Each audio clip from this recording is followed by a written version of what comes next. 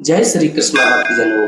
आज की कथा में आप श्रवण करेंगे आषाढ़ मास के शुक्ल पक्ष में आने वाली श्री देवशयनी एकादशी की व्रत कथा, जिसे हरशयनी एकादशी के नाम से भी जाना जाता है। इसलिए आप सभी भक्तजन इस कथा को श्रद्धा पूर्वक और प्रेम पूर्वक श्रवण करिए। बोलिए श्री विष्णु भगवान की जय। श्री देवशयनी एकादशी की व्रत कथा।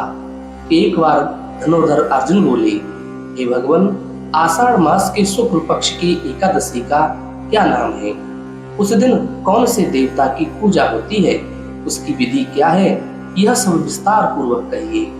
श्री भगवान बोले, हे अर्जुन, एक समय नारद जी ने ब्रह्मा जी से यही प्रश्न पूछा था।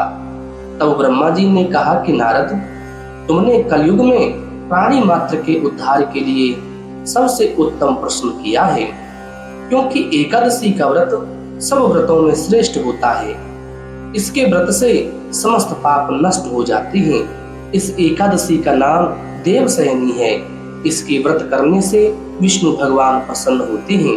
इस संदर्भ में मैं तुम्हें एक पौराणिक कथा सुनाता हूँ, ध्यान पूर्वक सुनो। मांधाता नाम का एक सूर्यवंशी राजा था। वह सत्यवादी, महान प्रतापी और चक्रवर्ती था।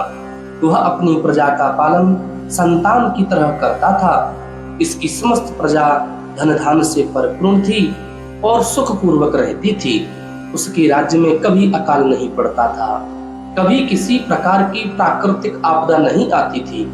किंतु न जाने देव क्यों रुष्ट हो गए। राजा से क्या गलती हो गई कि एक बार उसके राज्य में अकाल पड़ गया और प्रजा अन्न की कमी के कारण अत्यंत दुखी रहने लगी। राज्य में यज्ञ होना बंद हो गए। एक दिन दुखी होकर प्रजा राजा के पास जाकर प्रार्थना करने लगी, हे राजन, समस्त विश्व की सृष्टि का मुख्य कारण वर्षा है। इसी वर्षा के अभाव से राज्य में अकाल पड़ गया है और अकाल से प्रजा मर रही है। हे भूपति, आप कोई ऐसा उपाय कीजिए जिससे हम लोगों का दुख दूर हो। यदि शीघ्र ही अकाल से छुटकारा ना मिला तो विवश होकर प्रजा को किसी दूसरे राज्य में शरण लेनी होगी।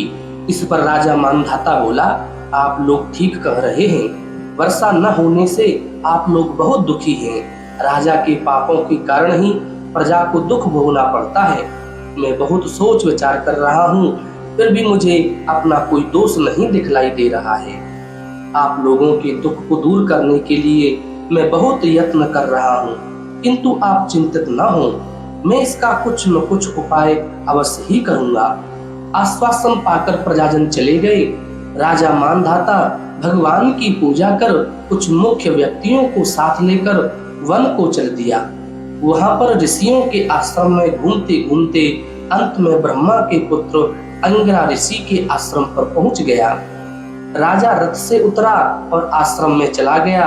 वहां मुनि अभी नित्य कर्म से निवृत्त हुए ही थे कि राजा ने उनके सन्मुख जाकर प्रणाम किया। मुनि ने उनको आशीर्वाद दिया, फिर पूछा, हे राजन, आप इस स्थान पर किस प्रयोजन से पधारे हैं, सो कहिए। राजा बोले, हे महर्षि, मेरे राज्य में 3 वर्ष से वर्षा नहीं हो रही है। इससे अकाल पड़ गया है और प्रजा दुख भोग रही है।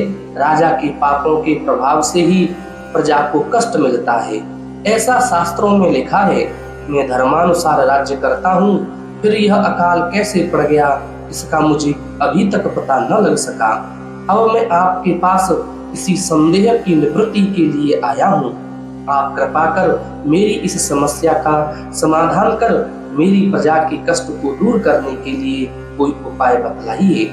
इस पर वह ऋषि बोले, हे राजन, यह सत्युग सब युगों में श्रेष्ठ है। इसमें धर्म के चारों चरण सम्मिलित हैं। इस युग में केवल ब्राह्मणों को ही तपस्या करने तथा वेद पढ़ने का अधिकार है, परंतु आपके राज्य में एक शूद्र तपस्या कर रहा है। इसी दोष के कारण आपके राज्य में वर्षा नहीं हो रही है। यदि आप प्रजा का भला चाहते हैं तो उस शूद्र का वध करवा दीजिए। जब तक ऐसा नहीं करेंगे तब तक आपका राज्य अकाल की पीड़ा से मुक्त नहीं होगा। इस पर राजा बोले, हे मुनीश्वर, मैं उस निरपराध तपस्या करने वाले शूद्र को नहीं मार सकता। किसी निर्दोष मनुष्य की हत्या करना मेरे नियमों के विरुद्ध है और मेरी आत्मा इसे किसी भी सूरत से स्वीकार नहीं करेगी। आप इस दोष से छूटने का कोई दूसरा उपाय बतलाइए। तब ऋषि बोले, हे राजन, यदि तुम ऐसा ही चाहते हो तो आषाढ़ मास के शुक्ल पक्ष की पद्मा नाम की एकादशी का विधि पूर्वक व्रत करो। इस व्रत के प्रभाव से तुम्हारे राज्य में वर्षा होगी और प्रजा भी पूर्व की भांति सुख पाएगी, क्योंकि इस एकादशी का व्रत सिद्धियों को देने वाला और उपद्रवों को शांत करने वाला है। मुनि के इन वचनों को सुनकर राजा अपने नगर को वापस आया और विधि पूर्वक पद्मा एकादशी का व्रत किया और उस व्रत के प्रभाव से राज्य में वर्षा हुई और मनुष्यों को सुख पहुंचा। इस एकादशी को देवशयनी एकादशी भी कहते हैं। इस व्रत के करने से विष्णु भगवान प्रसन्न होते हैं। अतः मोक्ष की इच्छा रखने वाले मनुष्यों को एकादशी का व्रत करना चाहिए। चातुर्मास व्रत भी इसी एकादशी के व्रत से शुरू किया जाता है।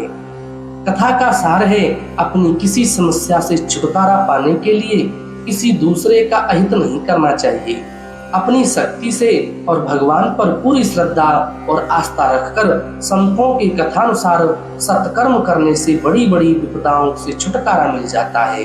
बोले श्री विष्णु भगवान की जय। ऐसी ही सुंदर कथाओं को श्रवण करने के लिए कृपया आप हमारे चैनल आध्यात्मिक एस्ट्रो को जरूर सब्सक्राइब करें।